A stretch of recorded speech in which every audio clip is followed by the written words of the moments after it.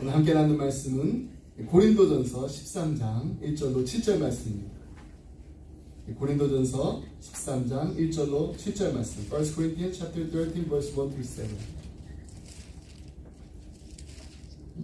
우리 말씀 한 절씩 교독해서 읽겠습니다.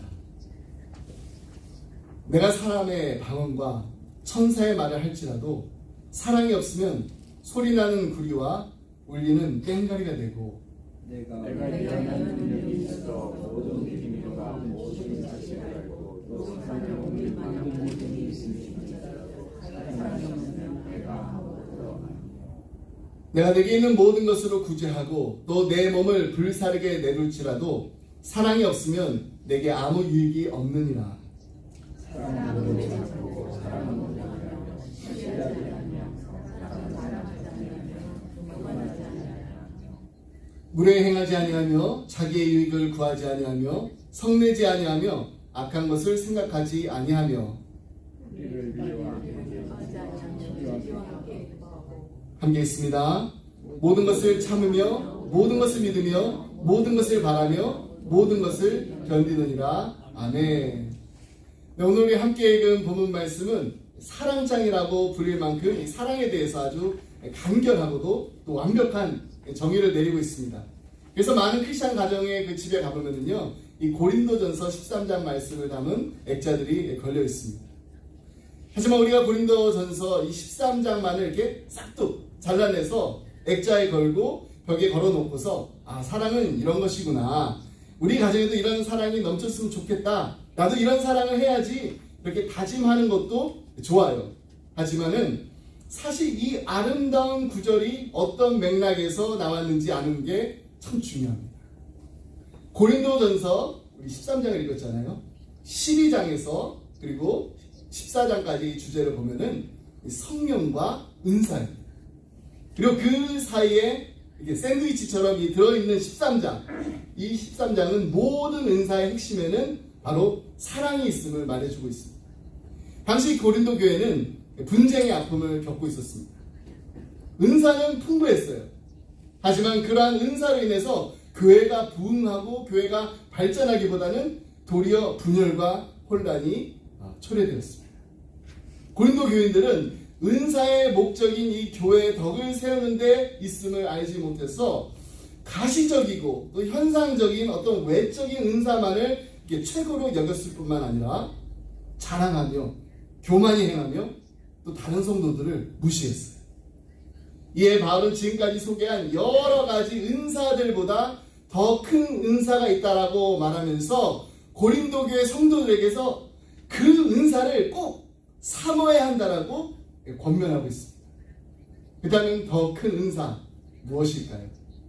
바로 앞장에 보면은 12장 31절 말씀. 너희는 더 큰 은사를 사모하라. 내가 또한 가장 좋은 길을 너에게 보이리라. 가장 좋은 길에 대한 이 기대감 속에 12장이 끝나고 사랑장이라고 불리는 13장이 시작됩니다. 그렇습니다. 사랑이 하나님께서 우리에게 주신 가장 좋은 길입니다. 가장 큰 은사라는 것입니다. 그러므로 성도들이 모든 은사를 사용함에 있어서 이 사랑의 원리에 기초해야 하며 이 사랑이야말로 성도들이 정말로 사모해야 할 은사임을 강조하고 있는 것입니다. 그래서 13장 말씀이 이렇게 시작되죠. 1절로 3절 말씀입니다. 내가 사람의 방언과 천사의 말을 할지라도 사랑이 없으면 소리나는 구리와 울리는 꽹과리가 되고 내가 예언하는 능력이 있어 모든 비밀과 모든 지식을 알고 또 산을 옮길 만한 모든 믿음이 있을지라도 사랑이 없으면 내가 아무것도 아니니 내가 내게 있는 모든 것을 구제하고 또 내 몸을 불사르게 내줄지라도 사랑이 없으면 내게 아무 유익이 없느니라. 다시 말해서 내가 아무리 놀라운 은사가 있고 또 그것을 행한다고 해도 사랑이 없으면 내가 아무것도 아니라는 거예요. Nothing. I am nothing. 내가 예언하는 능력이 있고 모든 비밀과 지식을 알고 산을 옮길 만한 믿음이 있을지라도 사랑이 없으면 I am nothing. 내가 아무것도 아니라는 것입니다. 물론 사랑이 없고 정말 그냥 자기의 모든 것을 이렇게 구제하고 자기의 몸을 불사르게 내어주는 거, 이게 참 어려운 일이에요. 하지만 이게 불가능한 일은 아닙니다. 우리가 사랑이 없이도 자기 만족이라든지 또 어떤 의무감 때문에 또 어쩔 수 없는 그런 상황에 놓이게 되면은 그럼 우리 또 사랑을 해요. 사랑할 수도 있습니다. 근데 우리는 이런 것들을 허상이라고 합니다. 영어는 illusion이에요. 종교적인 열심을 신앙으로 착각하는 것입니다. 여러분, 신앙은요, 순전히 우리 주님만 바라보는 것입니다. 주님만을 의지하는 것입니다. 허상뿐인 신앙은 우리에게 결코 유익이 되지 않습니다. 그래서 사도 바울은 우리에게 한 가지 아주 중요한 공식을 하나 말해주고 있습니다. 모든 것 빼기 사랑은 nothing, 아무것도 아니라는 거예요. 그렇다면 사랑은 무엇인가요? 사도 바울은 4절로 7절 말씀 통해서 사랑에 대해서 무려 15가지 정의를 내요. 사랑인 것과 또 사랑이 아닌 것을 긍정적인 측면과 또 부정적인 측면으로 대조하고 있습니다. 먼저 사랑의 긍정적인 면을 보면은 사랑은 오래 참고 사랑은 온유합니다. 여기서 이 오래 참음, 나에게 해를 끼치는 자에게 복수하지 않고 오래 참는 거예요. 견뎌낸다는 것을 의미합니다. 그리고 온유함은 나에게 해를 끼치는 자에게도 친절과 선을 베푼다는 뜻입니다. 그러니까 이 오래 참음과 온유함은 단짝이라고 할 수 있습니다. 다시 말해서 사랑이란 나에게 해를 끼치는 자에게 그를 향해서 그에 대해서 끝까지 참아주고 도리어 선을 베푸는 아주 적극적인 행동을 말하는 것입니다. 그리고 우리가 한 가지 더 기억해야 할 것은 사랑은 절대로 불의를 기뻐하지 않는다는 것입니다. 사랑은 진리와 함께 기뻐합니다. 여러분, 타락한 인간의 본성의 그 특징 중에 하나가 바로 이 다른 사람의 불행을 보고 기뻐한다. 누군가 실패하거나 넘어졌을 때 속으로 은근히 더 봐라, 잘 됐다, 내 그럴 줄 알았다, 이렇게 생각하는 거. 또 이 경쟁자가 어려움에 처해 있을 때 이 그 어려움이 나에게는 이제 유리한 조건이 되고 또 그것을 즐거워하는 거. 남의 아픔을 조롱거리로 삼으면서 웃음거리로 소비하는 것. 이것이 바로 타락한 우리 인간의 모습입니다.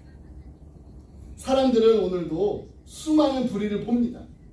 그 수많은 불의를 보면서도 그것을 일으키는 악에 대해 무관심합니다. 때로는 동조하기도 합니다.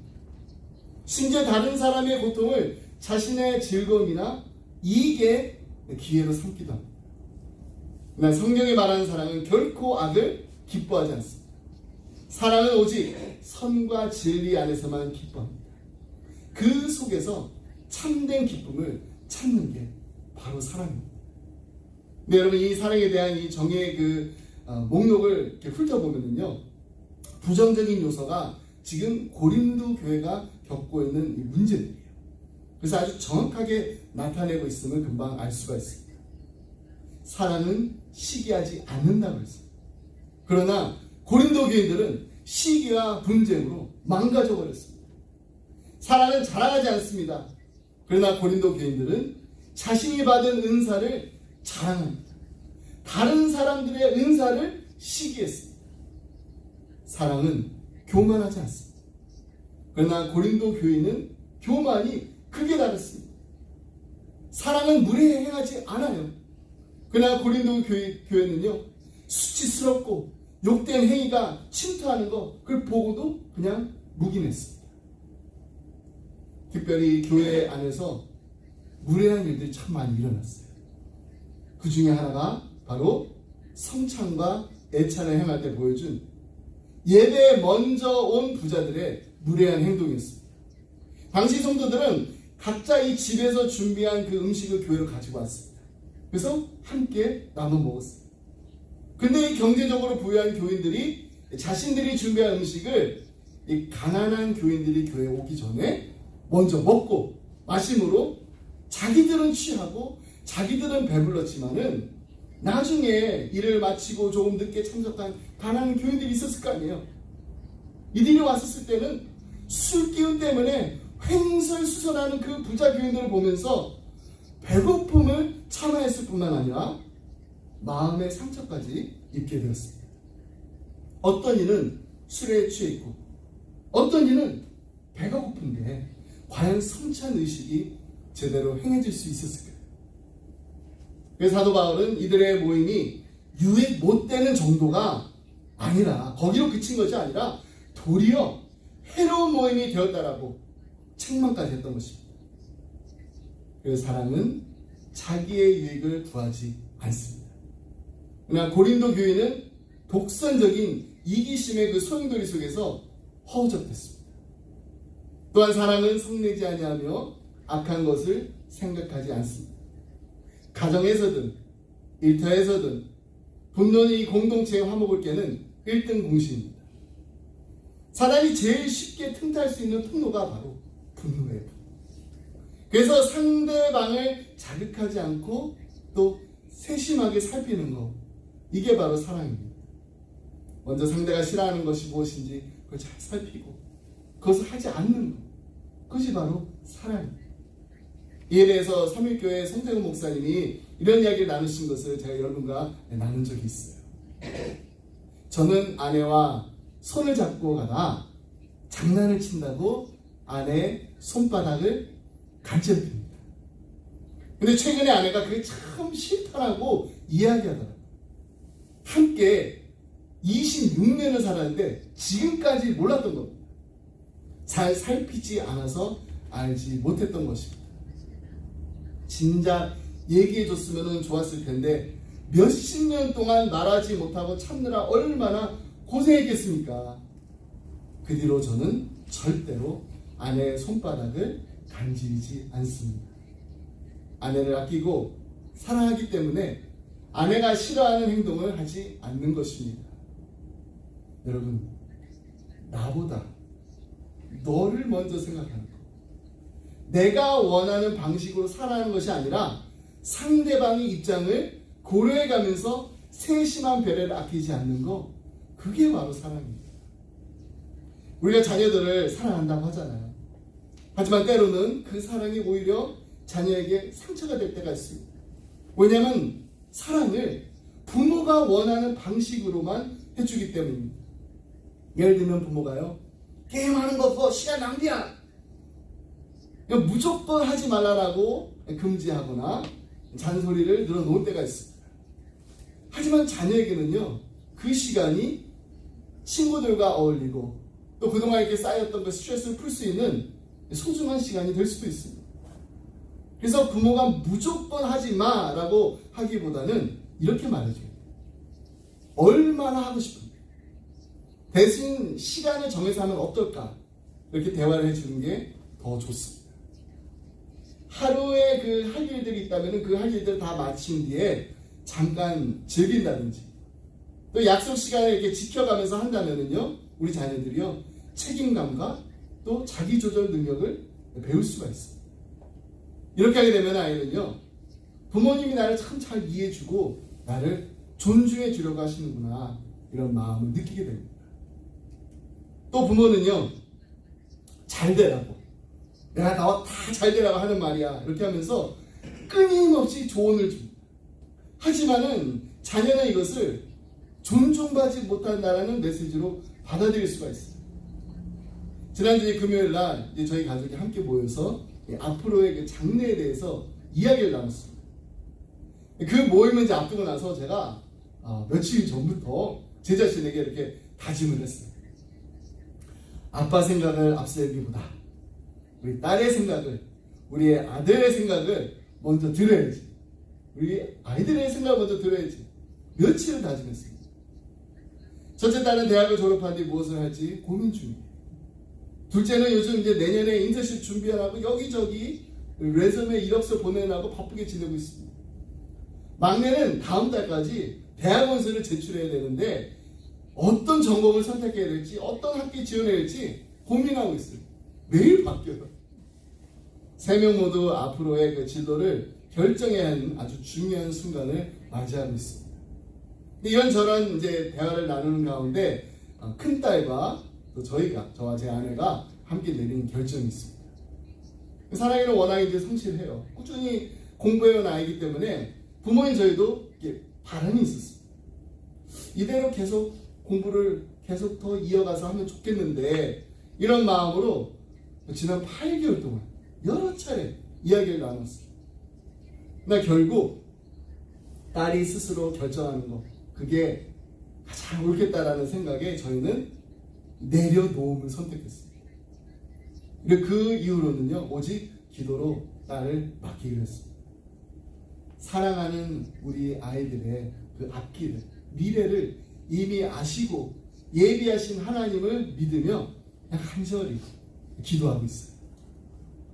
사랑은 자기의 유익을 구하지 않는 것이라고 성경은 분명히 우리에게 말씀하고 있습니다. 그러므로 우리는 부모로서의 욕심이 있다면 그 욕심을 내려놔야 돼요. 조급함도 내려놔야 돼요.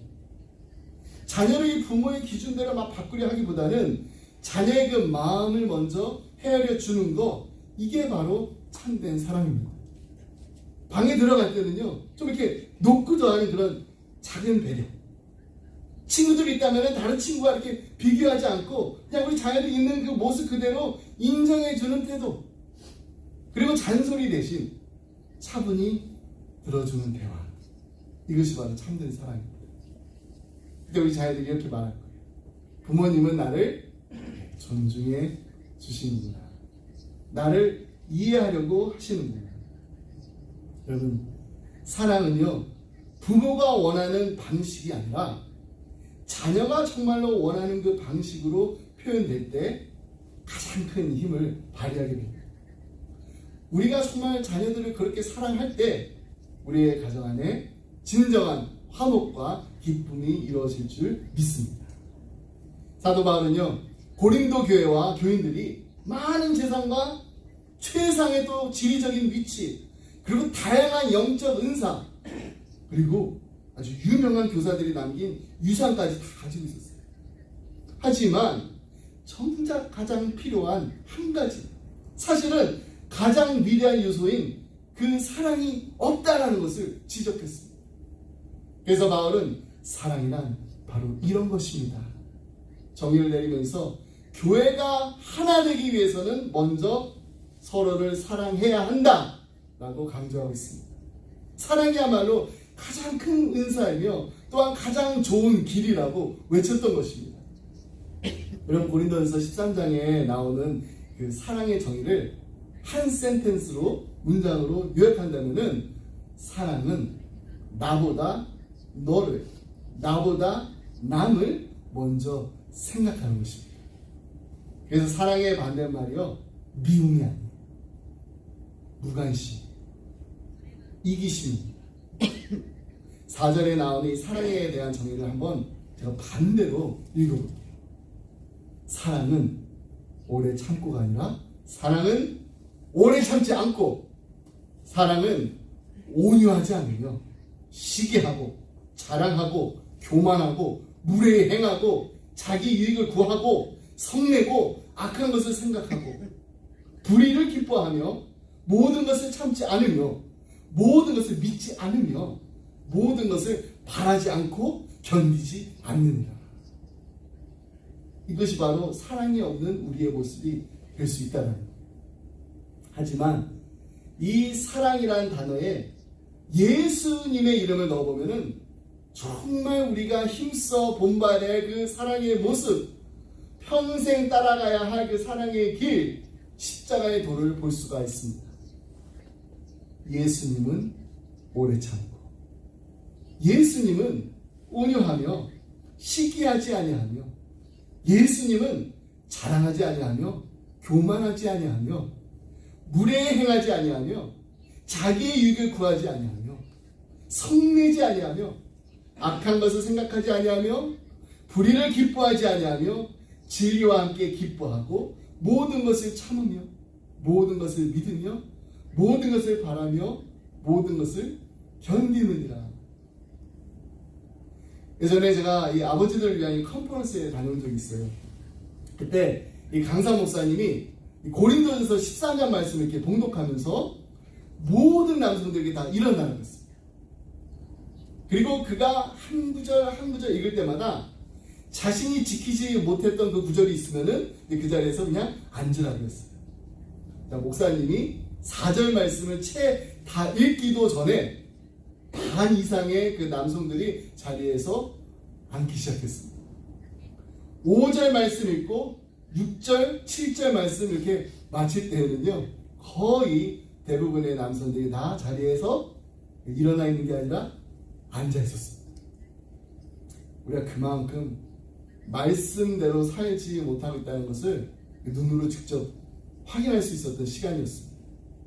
네, 류 목사님이요, 다시 한번 이 말씀을 봉독하면서 모두 다시 일어나자고 했어요. 그리고 이 말씀대로 사랑하며 살겠다 다짐하기를 원하는 남성들은 그 자리에 앉지 말고 결단하는 시간을 우리 함께 가지자 이렇게 했습니다. 모두 다 자리에 났습니다. 4절로 7절까지의 말씀 우리가 함께 읽으면서 한 사람도, 그때는 정말 한 사람도 자리에 앉지 않고 끝까지 다 서 있었어요. 예수님을 닮아가고자 하는 이 남성들의 이 결연한 다짐을 볼 수가 있었습니다. 그때 love is patient, love is kind, 이 love라는 단어 대신에 I am patient, I am kind 이렇게 하면서 모든 아버지들이 함께 말씀을 읽었어요. 나는 오래 참고 I am patient, 나는 온유하며 I am kind, 시기하지 아니하며 나는 자랑하지 아니하며 교만하지 아니하며 무례 행하지 아니하며 자기의 유익을 구하지 아니하며 성내지 아니하며 나는 악한 것을 생각하지 아니하며 불의를 기뻐하지 아니하며 진리와 함께 기뻐하고 모든 것을 참으며 모든 것을 참으며 믿으며 모든 것을 바라며 모든 것을 견디느니라. 저도 그때 함께 이렇게 다짐했어요. 그렇게 다짐한 지가 벌써 10년이 넘었습니다. 근데 아직도 이 말씀을 대할 때마다, 이 말씀을 읽을 때마다 너무나도 부족한 남자로서, 남편으로서, 그리고 아버지로서의 그 저의 모습을 발견하게 됩니다. 하지만 그렇다고 제가 실망하거나 좌절하진 않습니다. 언젠가는 나를 사랑하사 나를 위하여 자기 몸을 버리신 하나님의 아들 예수 그리스도를 믿는 믿음 안에 사는 제가 날마다 주님의 모습을 조금씩 little by little every day 닮아가게 될 줄 믿기 때문입니다.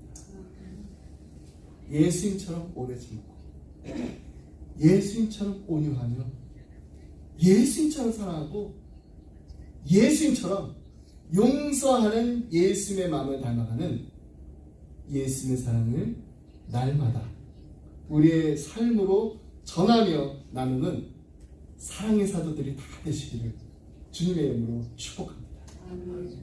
말씀했습니다. 독일의 어느 작은 그 마을에 마르코스 키루케라라는 교회가 있었습니다. 그 교회 때에는 예수에게 동상이 세워져 있었어요. 그런데 2차 세계대전 중에 그만 예수님의 두 팔이 잘려나가고 말았습니다. 전쟁이 끝난 후에 교인들이 모여서 이렇게 회의를 했어요. 우리 새로운 동상을 만들자, 이런 의견도 있었고요. 그러면 원래 동상의 지닌 의미 사라지지 않는 거 아니야? 이런 또 반론도 뒤따랐습니다. 그래서 어떤 분은 그럼 우리 팔만 새로 만들어서 붙이면 어때? 이런 의견도 나왔습니다. 여러 의견이 막 팽팽하게 맞서는 가운데 결국 교인들은요, 동상을 그냥 그대로 두기로 결정했습니다. 대신에 그 동상이 있으면 그 밑에다가 이렇게 적힌 팻말을 세웠다고 합니다. 예수님이 팔이 없습니다. 이제 우리가 예수님의 팔이 되겠습니다. 그 후 교인들이 이 교회를 들어올 때마다 두 팔이 없는 그 예수님의 동상과 그 밑에 있는 편말, 그 편말을 보면서 자연스럽게 예수님의 마음을 품게 되었다고 합니다. 그리고 예수님의 사랑으로 서로가 서로를 도와주고 격려하고 또 이웃들에게 그 따뜻한 사랑을 베풀었다고 합니다.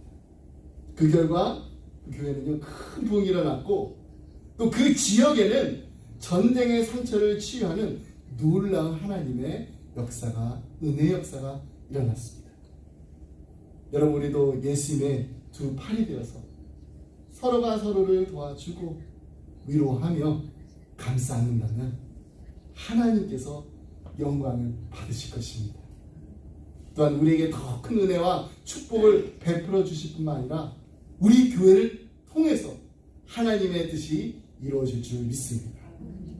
예수님의 사랑을 깊이 받으시고 또 그 사랑을 널리 나누시는 그 기쁨이 넘치는 우리 기쁨의 가정들이 다 되시기를 주님의 이름으로 축복합니다.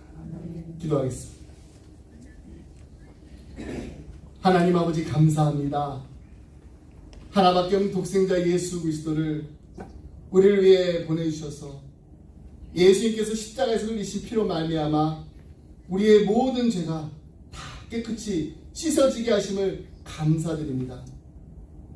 이토록 크고 놀라운 하나님의 사랑을 입은 우리가 이제 세상을 살아가면서 나를 위한 삶이 아니라 남을 위해 섬기고 돌보고 사랑을 나누는 삶을 살게 하여 주옵소서. 예수님처럼 사랑하고 예수님처럼 용서하고 예수님처럼 기도하고 예수님처럼 겸손하고 온유한 우리 기쁨의 성도님들이 다 되게 하여 주옵소서. 아무리 우리가 천사의 말을 한다고 할지라도 산을 옮길 큰 믿음이 있다라고 할지라도 사랑이 없으면 아무 소용이 없음을 다시금 깨닫게 하시니 감사합니다. 사람이 넘치기보다는 사랑이 넘치는 우리 기쁨의 교회가 되게 하여 주시고 섬김을 받기보다는 섬김의 기쁨을 하는 우리 기쁨의 가정이 되게 하여 주옵소서. 사랑하는 우리의 자녀들을 위해 기도합니다. 우리의 자녀들이 예수님처럼 오래 참고 예수님처럼 온유하며 시기하지 아니하며 예수님처럼 자랑하지 아니하며 교만하지 아니하며 무례히 행하지 아니하며 자기의 이익을 구하지 아니하며 성내지 아니하며 악한 것을 생각하지 아니하며 불의를 기뻐하지 아니하며 진리와 함께 기뻐하고 모든 것을 참으며 모든 것을 믿으며 모든 것을 바라며 모든 것을 견디어내는 예수님의 사랑이 풍성히 넘치는 사랑의 사도들이 다 되게 하여 주옵소서. 이 모든 말씀 우리를 사랑하신 예수 그리스도 이름으로 기도드립니다. 아멘. 우리 다 같이 연서 함께 주기도 말씀 드리겠습니다.